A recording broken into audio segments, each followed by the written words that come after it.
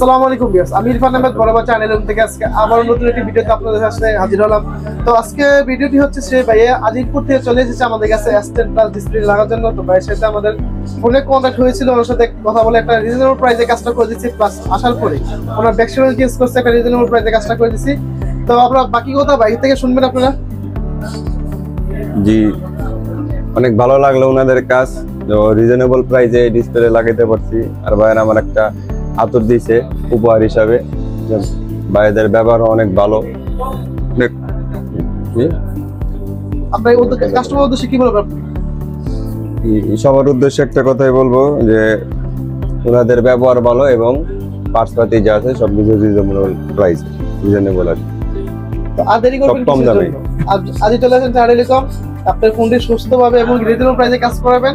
তো আজকের কথা বলে এতটুকুই, ভালো থাকবেন, সুস্থ থাকবেন, আল্লাহ হাফেজ।